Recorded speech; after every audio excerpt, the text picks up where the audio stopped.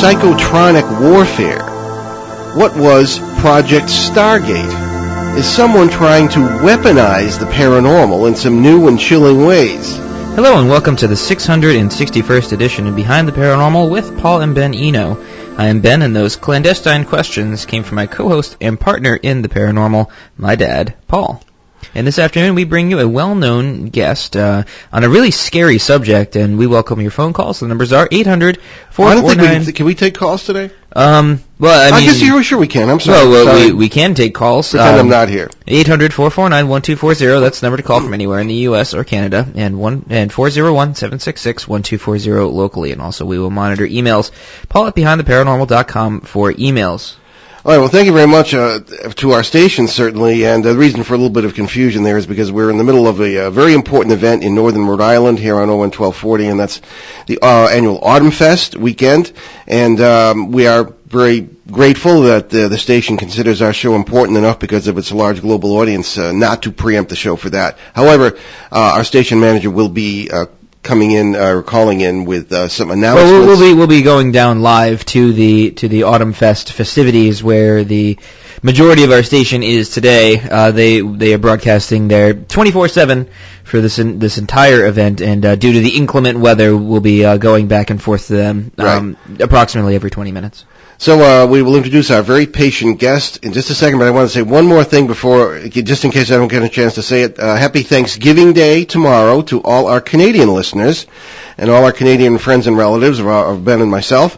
And we hope you have a very happy day. So in the meantime, Solaris BlueRaven is an author, broadcaster, lecturer, producer, director, astrologer, and just about everything else related to the paranormal, but more to our purpose this afternoon, she is an assessment specialist in psychotronic warfare, synthetic telepathy, and covert technology. Solaris has a professional background in surveillance.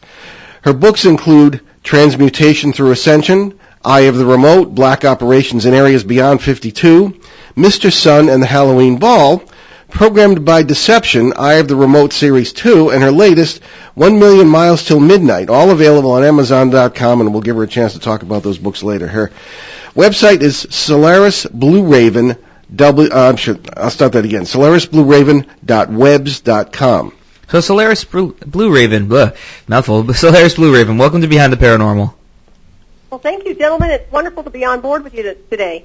Oh, it's wonderful to have you. So let's start off with something that seems a simple question, a very simple 4 words, but it probably has a mile-long explanation. What is psychotronic warfare? Well, psychotronic warfare is a remote technology that's designed to brain hack a target from a distance.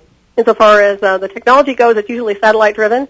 It's signal-based, where they can actually interconnect a target remotely and triangulate the target insofar as measuring the electromagnetic field to a point where they can actually interconnect onto the target with the transmission of signal. And what this signal does is it hijacks the natural neural circuits, the brainwave activity. If you're a natural psychic, it will hijack your psychic center. It literally weaponizes the brain. But what it also does is create a psychotronic driving system with an AI intelligence program interface where you'll sit there and you'll actually get forced visuals that you're not creating for your own psyche or consciousness. This is all a stream. It's like you're streaming a data stream of what we call their covert black technologies, the AI program. So that's kind of me summing it up. I hope I covered that area. I can go into other levels of it, but that's really how it's done. And it's done remotely. As I said, people don't have to get physically taken anywhere. They can be remotely picked up. Alrighty, so we specialize in investigating paranormal flap areas, and we always run into the military. So why do you think that is? Why you run into the military? Yes. Yeah, every time. Are you getting too close? Well, I would say that on some of these sites, I'm very clear that the military, they stake power spots. So depending on your location of where you're investigating, I would say maybe it's part of their territory. But I will say I'm always using discernment these days when it comes to anomalies and investigations, because you never know what's going to be partially a technological anomaly versus something that's actually supernatural and normal and organic. Okay, let's back up just a little bit, and I have to back up Solaris here on what she's saying, because I'm a veteran. I was not a very high rank, but I did have a clearance, and I did some stuff that, nothing too serious. Well, I don't know, whatever, but it's this stuff is real. That's my point. There really have been psychotronic warfare projects, and we're going back to Project Stargate, and this goes back decades. Can you tell us about Project Stargate? And again, I say to the audience, this stuff is real, and we're not making this up.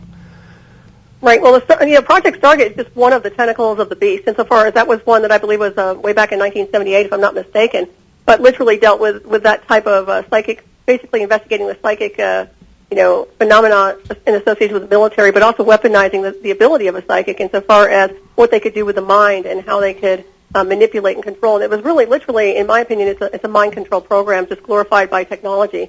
So that was one of the tentacles of the beast, but there are so many other projects. They keep morphing the names. They keep changing the names.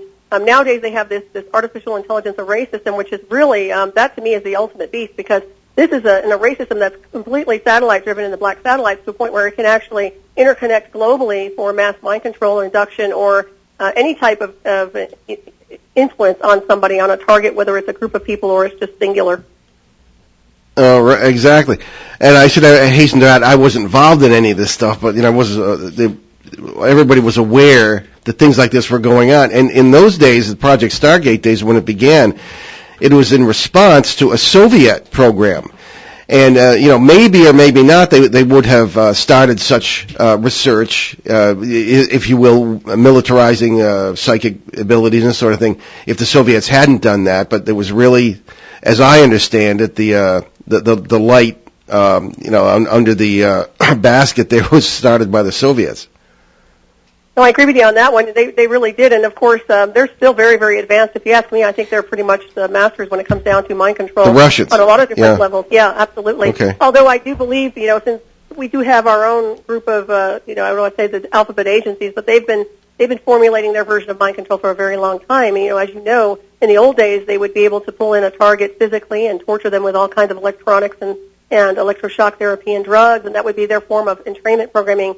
Nowadays, they can split the psyche remotely. They can actually brain hack a target and create what we call EEG cloning and heterodyning, where they're actually creating personalities and alters, which they can program to actually get this target, whoever it is, to commit a crime. And it's really, this is something that needs to be communicated because it's a global epidemic, and it's happening here in America, and it's happening everywhere. Okay, and again, I say this is not paranoia here. This stuff is real, okay? Because I am not a conspiracy theorist. Ben isn't either, although there are times I wonder if I'm not getting there. However, let's put another light on this military encounter that we have, Solaris, and get your opinion on that. We very often wonder, everyone assumes when they see this sort of activity that it's the military. In the sense of being in a flap area such as Litchfield County, Connecticut, or even the Bridgewater Triangle right near us here in New England, where we've encountered some strange stuff that way. Is it really the military, we often ask ourselves, or is it some sort of perhaps a private or corporate entity, or military contractors, as we see are very prominent today? I mean, do you have any information on that, or any opinions? Well, actually, yeah, that's a good question you're asking, and actually, yes, there are private enterprise. There is a different division insofar as people who have invested in exotic technologies, and a lot of that has to do with psychotronic warfare and artificial telepathy. And I can point out quite a few, actually. I don't know if I should mention them on air right now, but I can tell you off air, quite a few organizations that are aligned with contracted with the military, contracted with high presidential candidates and et cetera for surveillance, which is really advanced surveillance of psychotronics, artificial telepathy and induction, and pretty much mind controlling a target. So, yeah, there's definitely private enterprise. All right. One of the areas where it's very prominent in the sense of what we refer to public behavioral changes is in the Litchfield County case we've been working on. It was one of Ben's first. He started when he was 13. It was 2005. And in the course of this case, we've seen, and it's been well recorded, we have show reporters and sort of spies, if you want to say, out there kind of noting this stuff. People would begin driving way beyond the statistical probability, driving on the left side or on the wrong side of the road. Okay, when that was noticed in social media and even in the local press, the behavior changed, and people began driving off the road and hitting trees in ridiculous numbers. All right, when that was noticed, there was an outbreak of suicides. And I'm thinking particularly of the Torrington, Goshen, Litchfield area, and this is pretty much Torrington is a medium. I think it's smaller than Woonsocket here, but it's a medium to small city in central Connecticut. Nothing special about the area except for all this weird stuff. So this is, I know, these are things you notice. You really can't put your finger on something, but you do notice the statistics, and you can gather data on it. But then the point gets lost and leads nowhere. So do you have information about how effective these things can be on large populations? Behavioral modification. Right, yeah, I do know they can literally create all sorts of behavioral issues, from hearing the illusion of voices, as we all know, can be manufactured, so that's not necessarily meaning that they're crazy. They can create disorientation through different pulse weapons, electromagnetic pulse weapons, but also a scrambling transmission, where they can literally scramble a target's energetic field and make them confused, kind of like what they do with actually animals and birds and et cetera, depending on the frequency that they're using with microwaves or whatever it is in signal transmission. They can certainly do that. I do think it's unlimited. To be honest with you all, I believe that they've perfected this technology, and I hate to say that, but I truly believe they haven't fully deployed it on that level, but it certainly is effective. They know it's effective, and I think it's only a matter of time before they start ramping it up, to be honest with you. What is the purpose of it? Beyond protecting us, how is controlling us going to do any good? I don't know. What is the agenda here? Well, and whose agenda might it be?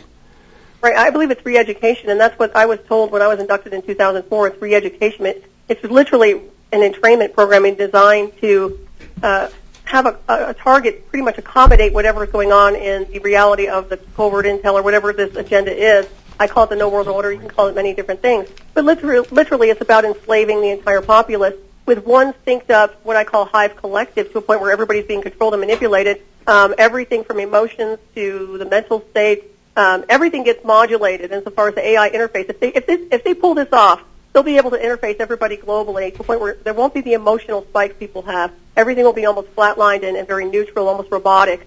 And literally it's about mind control. It's literally about controlling the masses, because when you're outside the box, you know how to expand in consciousness. You know how to ascend on multidimensional states in consciousness. You're very psychic. You have abilities that go beyond the norm. They don't really like that, to be honest with you, and I'm pretty sure you both are familiar that. Well, Solaris, sorry to interrupt here. We have to send out our coverage back to Autumn Fest for some updates on the current weather situation. So we are going to take this right back to the Autumn Fest festivities right now.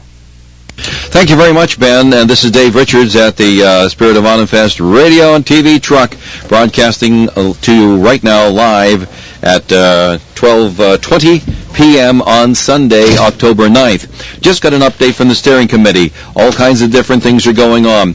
We have a schedule for tomorrow.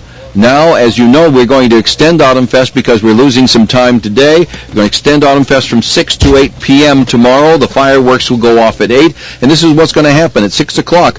The pet show that can't be seen today on our stage is going to come back. And that is Penelov Performing Pet Show. The Illusionist, also being preempted today, is going to come in tomorrow at 7 o'clock after closing ceremonies at about 6:40. Then at 8 p.m., fireworks here at World War II Veterans Memorial Park. Come on by and be with us tomorrow. Of course, the Big Ten Division Parade is not in any jeopardy. The weather forecast is crystal clear and sunshiny with a high around 60 degrees tomorrow. For that, hope that you'll be with us.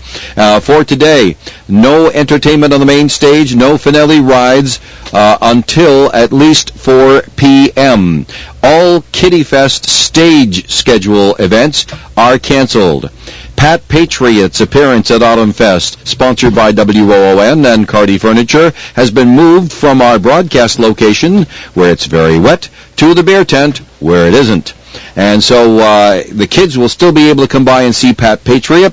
The kids will be admitted by the people at the entrance of the beer tent when they're going only in to see Pat Patriot. And, of course, they won't be allowed anywhere near the beer taps, a special accommodation, so youngsters can go in. They'll be passed individually through the portals there. Well, keep in mind one more thing. We'll have another update for you in about 20 minutes as things change. They're also available to you instantly at woonsockеtradio.com. Now let's get back to more of the Paranormal Show and Paul and Ben Eno. Okay, well, here we are, back behind the Paranormal. Ben and Solaris, you've got to love the counterpoint between fun, food, and pet shows going on in northern Rhode Island and the talk on this side of the Mike, about the whole planet being turned into a hive. So Solaris, let's continue, if we dare. I believe that's called juxtaposition. Yes, all right, very good. And by the way, for those listening in Australia, Mexico, or the UK who don't know who Pat Patriot is, he is the mascot of the New England Patriots football team and a very big cheese in this vicinity. So anyway, Solaris, I still am trying to get my head around, because I've been trying to get my head around this stuff for 46 years. The whole idea of controlling the population. I mean, who wants it? Who's to be? I get the point of people having freedom is annoying to the ruling classes or somebody. What's the deal here? And is beyond that, there are many who believe that there is, not to get nuts here, but an alien agenda behind all this. I mean, give us the picture here. Okay, well, insofar as alien agendas go, I believe this is all done by man. I believe it's man's misuse of... Yeah, we don't need aliens to mess us up, yeah.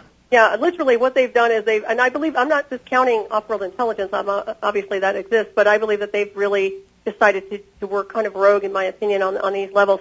Insofar as who wants this, it's pretty much anybody who doesn't believe in freedom, insofar as the cabals go, and the global agenda. I mean, I can mention names with the UN and EU. I mean, there's certain things that are escalating right now on the timeline, whether you want to see it or not, that's really infringing on our rights insofar as what's going to happen in the future for our freedoms. Yeah. And it's very concerning. I'm sure people can see it right now. It looks like we're being shadowed by this black umbrella, is what I call it, with many control mechanisms. But I believe it's about controlling consciousness. I believe it's a spiritual war, a mental war, a physical war, a psychological war, a technological war. It goes on so many different levels.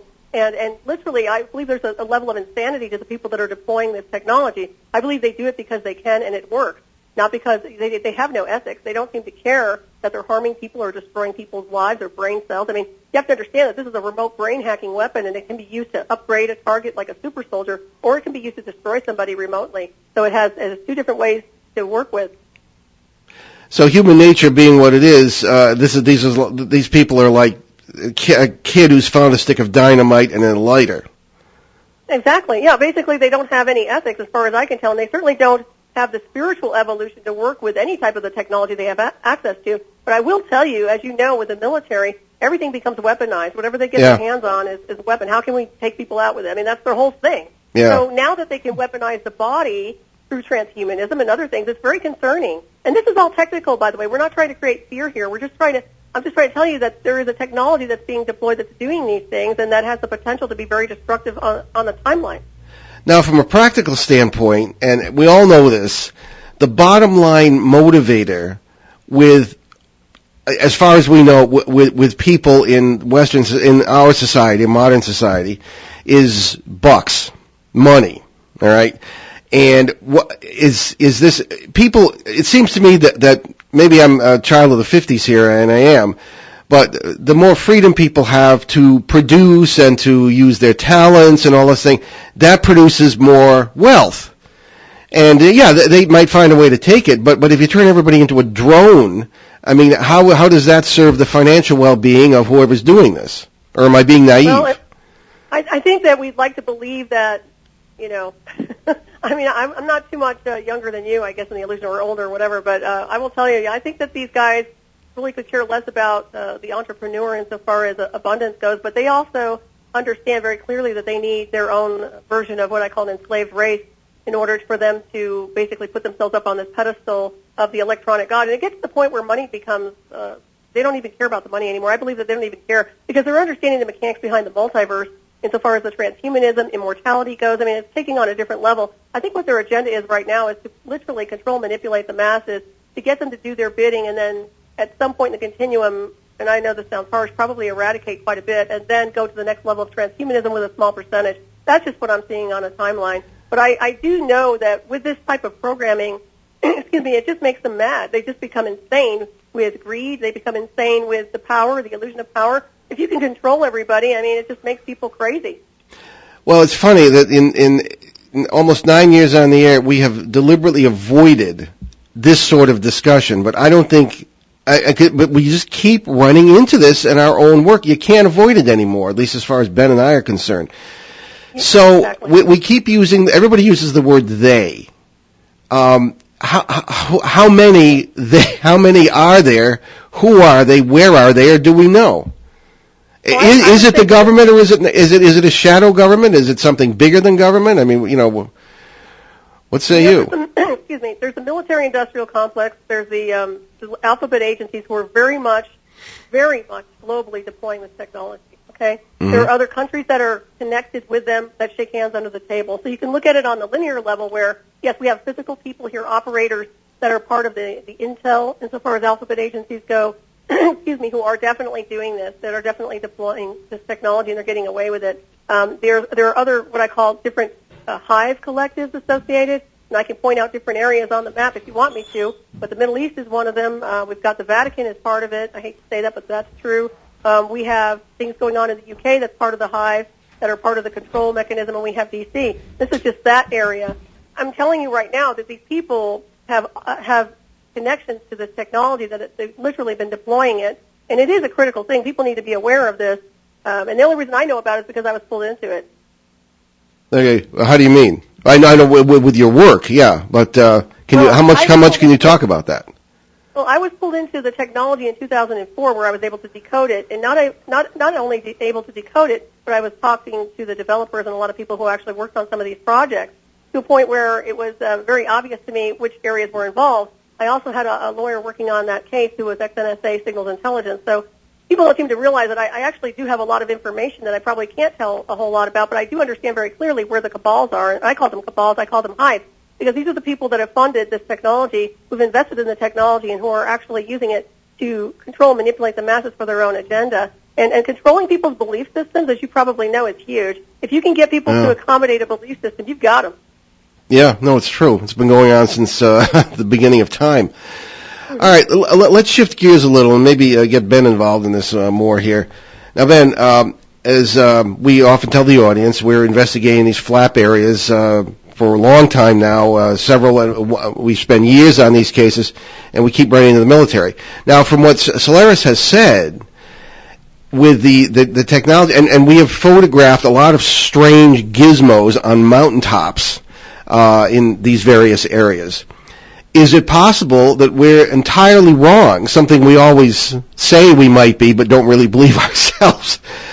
Could we be wrong? And the things that go on in these flap areas, the Bigfoot sightings, the UFOs, the ghosts, and the shadow people, you name it, strange creatures, could these all be not really happening and stimulated artificially by this technology? Deliberately. Well, the psychotronics, yes, the psychotronics can do that to somebody. They can force a hallucination onto a target to a point where a target might be experiencing certain things.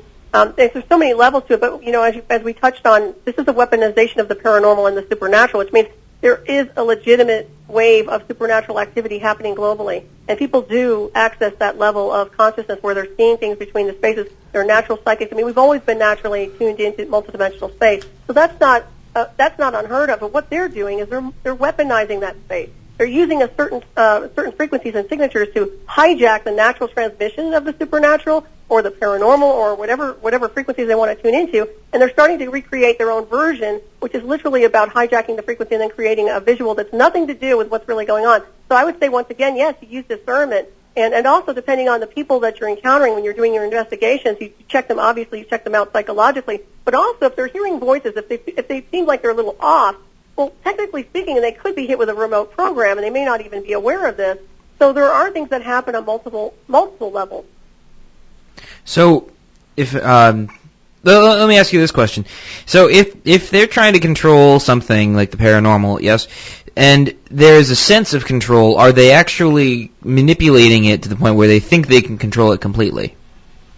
Well, I think they're very arrogant insofar as what they think they can pull off, but I will tell you, if you're strong enough in consciousness, you can override their technology, you can override what they're trying to create, but most people aren't trained, and they don't understand the levels of spirituality and consciousness. That's the problem we're running into. I know just what you're saying, yeah. Yeah. So that's the biggest problem at all. I mean, you guys, you're all adepts. I mean, in my opinion, you're very advanced in psychic energy and in consciousness, and, I don't worry about you. You understand multiversal energies, but these guys, a lot of these people don't, and that's why we're here, to use discernment. Sure, it could be a spiritual thing, it could be a paranormal thing, but let's look at it also as it could be a technological thing as well.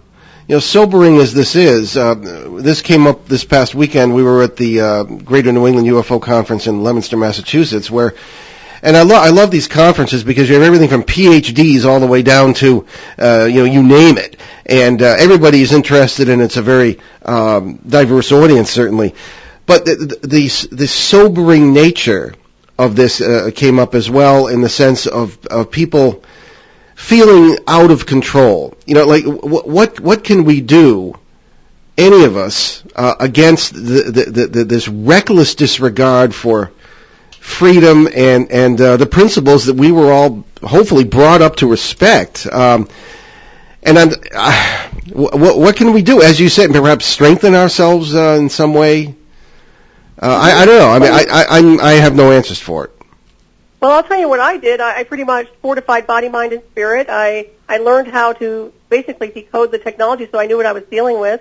Understanding it's not a boogeyman. Once you understand that it's just technology, you can approach it on that level. But I do think that people need to be educated. That's the biggest thing. And fortified body, mind, and spirit. In other words, really doing what they can to protect themselves psychically, energetically, spiritually, but then going to the next level. And if they feel like there's something else anomalous happening that's technological around their house, well, there are things you can do. I mean, there are things you can create. Radionics is a really good broadcasting method to broadcast out unwanted signals. In other words, unwanted transmissions that are trying to connect into your atmosphere. Radionics is good for that. There are certain techniques that you can use. I've heard Faraday cages work fairly well. It just depends on the circumstance of each individual. But I will tell you, the next time people see these mass shootings and they see these guys flipping out and they're killing people, like the Naval Yard shooter, who literally said he had it. He wrote it down. He was telling people he was being targeted with psychotronic weapons, and people ignored it, said he was mentally ill. Yeah, well, because it sounds crazy. This technology creates a mental illness. This is what I'm talking about. When they do an EEG heterodyning and cloning, they're taking a possible schizophrenic brainwave and they're deploying it onto a healthy target's brain, and they're creating this erratic behavior. And it's not mental illness. This is what's so concerning to me. This is why I have my books out, and this is why I talk about it. It's just what's really sobering to me is that everything you say, I recognize it. It resonates with what I've seen. I don't know about Ben, but I think probably him too.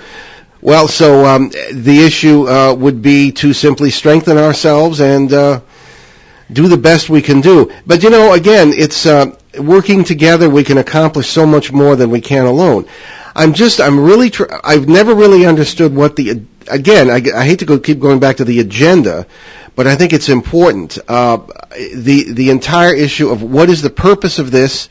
Are they, what are we seeing in our cases that we may be misinterpreting as really the paranormal? And these things we've discussed, and we'll have to work on it. And we're going to have more shows with you on this because it's a very important subject. But I think we certainly have agreed that the multiverse, the idea of parallel realities that may be controllable to a certain extent, and wherein people and governments and authorities or whomever may seem able to manipulate space and time. These are all things that we seem to have run into, and that you verify as being, from your own experience, as being real as well. So I suppose the question arises: what do we? How would we proceed as investigators with this? In a case like Litchfield or now Western Pennsylvania, where there is a military or some sort of presence, low-flying aircraft, things of this kind, and people seeing things, including me. For the first time in my life, I believe that I saw Bigfoot 2 weeks ago. I was sitting up looking. We got a lot of strange lights in the sky in this particular field. We had photographs of them in May, and I'm sitting there in my truck by myself, and I look to the right, and there is this figure walking up the hill in brilliant moonlight. You couldn't mistake it, and I used to kind of take it with a grain of salt when people would say what they would say about having these experiences and having these feelings and things like that. And now that it's happened to me, it's a little different. So, you have to kind of leave the intellectual bubble that at least I sometimes live in, and you have to admit that I saw it myself, whether it was real, but now I have to consider the possibility that it was deliberately created in my mind by some weird stuff that's over on a couple of hills away from this. Right. Well, I'll tell you point blank, I know your background as far as your frequencies go and your son as far as your multidimensional frequencies. And I can tell you that you vibrate at a very high frequency. when you start seeing things, you're usually resonating on the dimensional space you're seeing the object or the person or whatever it is. So in my opinion, I believe you're probably 100% legitimate. That's just my own intuitive hit. But I'll tell you again, yes, they can simulate those things. They can certainly simulate it through the old way that was a Project Bluebeam that they have. But there are certain ways to create a projection scene to a point where they can start messing with people's minds.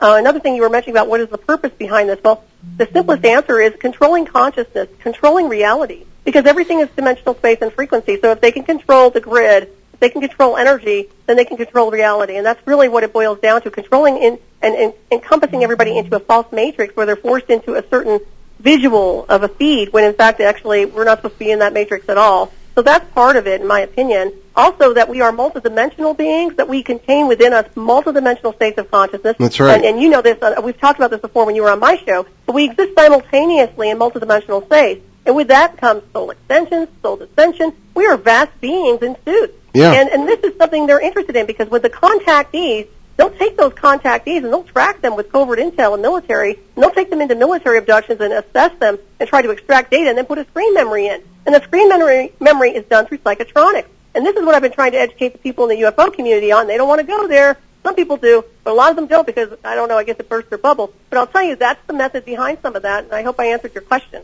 No, of course. Well, again, there are many answers to many questions, I think. On the one of the things that I'm curious about, we have another break in a minute. Ben will just break in when we have to take the break. Don't worry, I'll scream at you. Okay, well, you don't have to scream. I'm right here.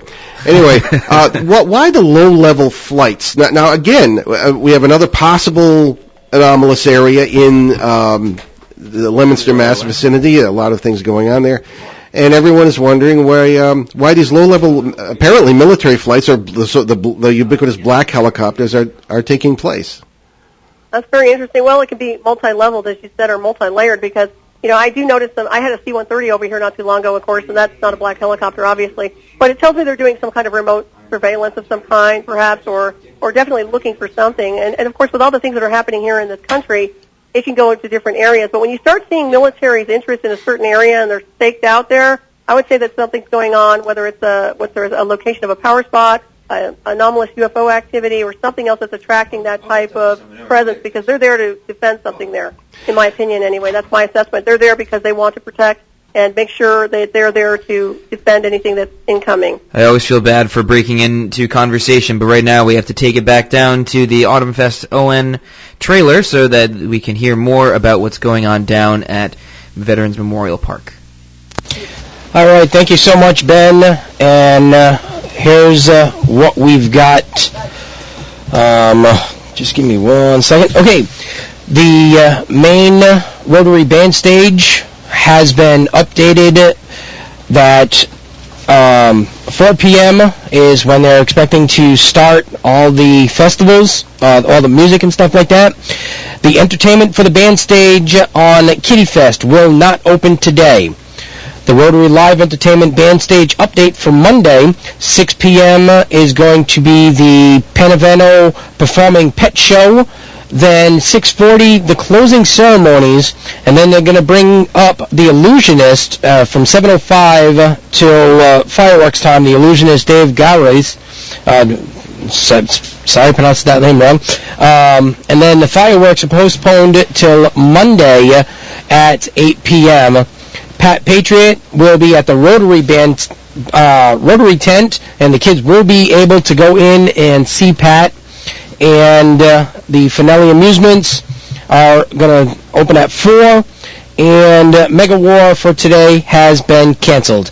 These updates are on live, updated live on OneSocketRadio.com and at our Facebook page, OneSocketRadio.com. Now back to the paranormal.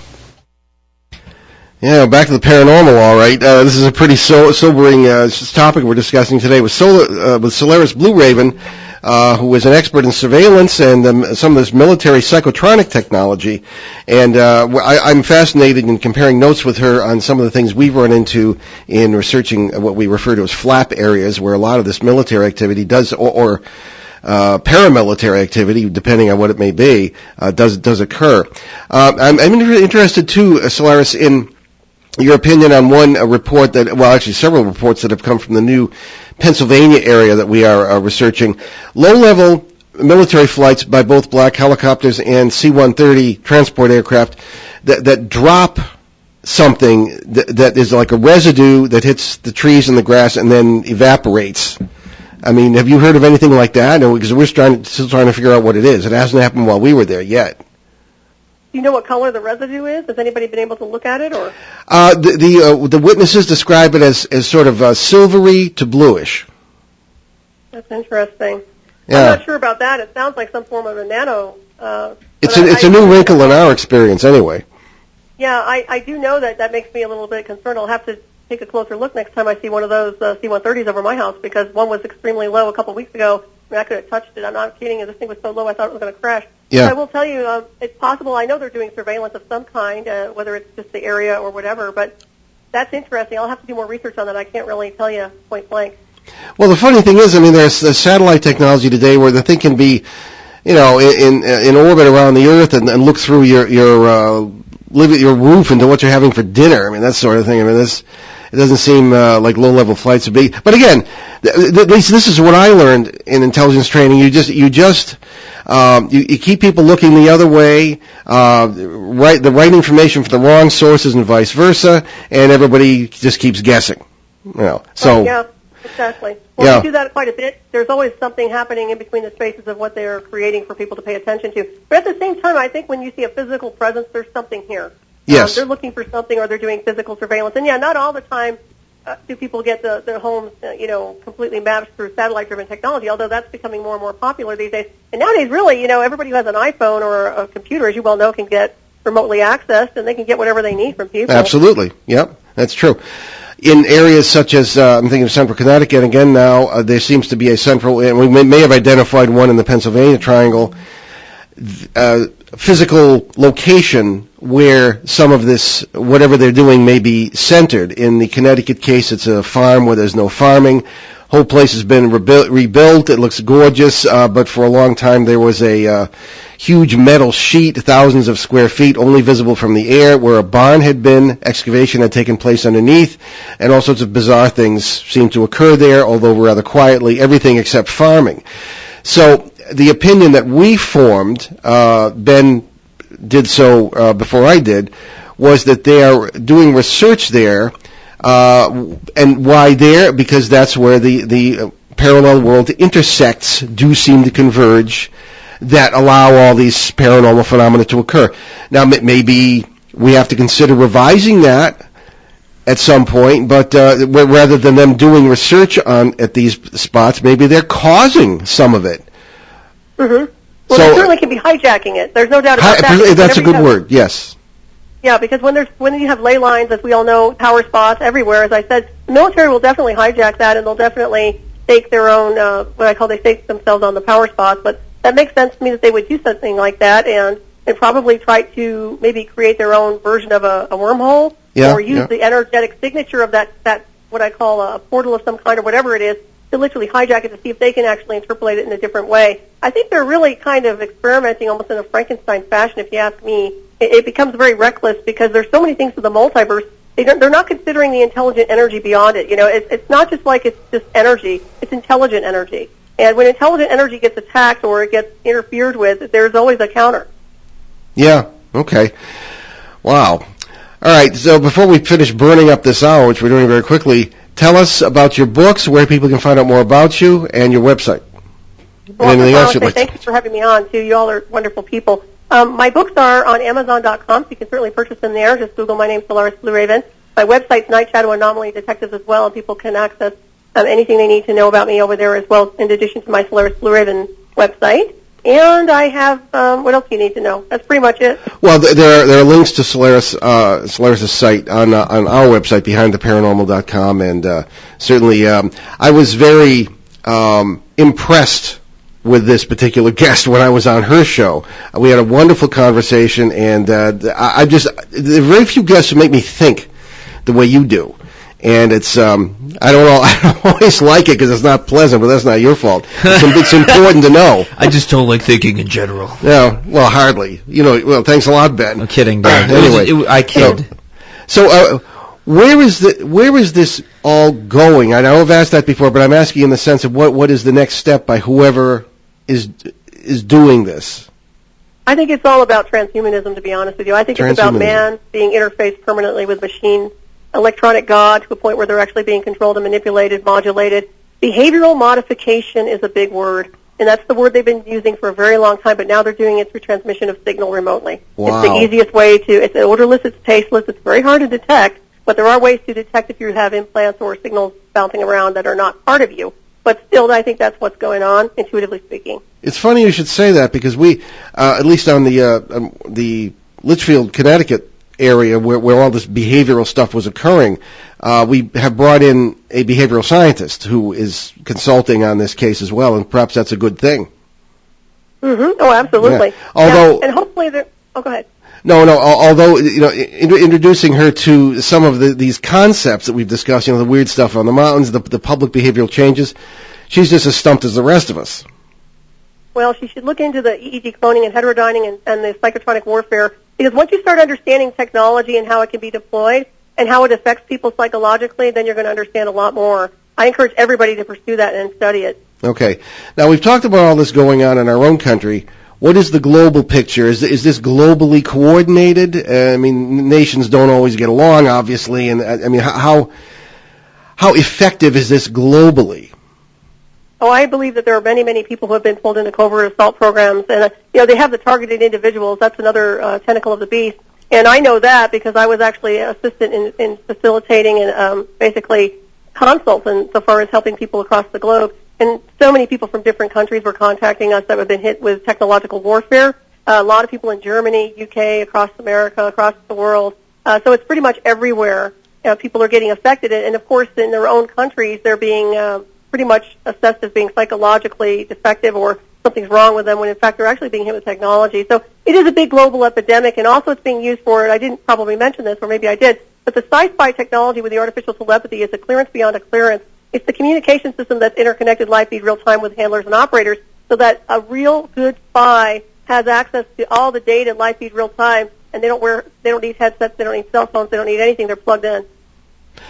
What alphabet soup words? I'm thinking of HARP, but that's more weather, as far as I know. I don't know a lot about it. What alphabet soup words or acronyms might be associated with this clandestine and very negative program to turn us into a hive? Are you talking about the alphabet agencies? Yeah, the agencies or the. I can mention them if you want me to call them out. I know NSA is involved. Do you feel that if you feel that you should, doesn't bother us, does it, Ben? Okay, no. I know really. that people are deploying the technology. I know FBI has access to it too. This is what I mean by these agencies. Let's not forget DARPA. Let's not forget Department of Defense. I can go down and down and down and down the list.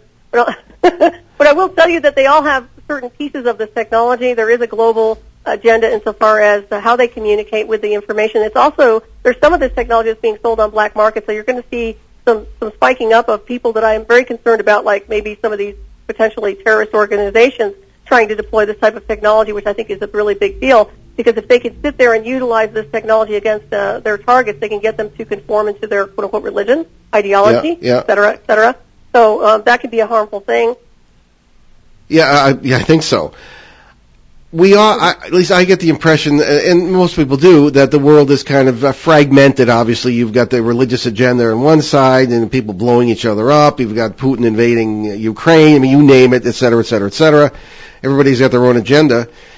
Is that simply an illusion to a certain extent, and that there is some sort of control going on behind that with this sort of technology? Or is it possible for humans to be that coordinated? Because I believe that they are coordinating something on... Okay, I'm sorry, go ahead. That's okay. I think they are coordinating something on a multi-layered level. I think so, and these wars, these strategic wars, I don't believe in coincidences. You probably don't. Nothing happens by accident. There's no such thing as an accident, to be honest with you all.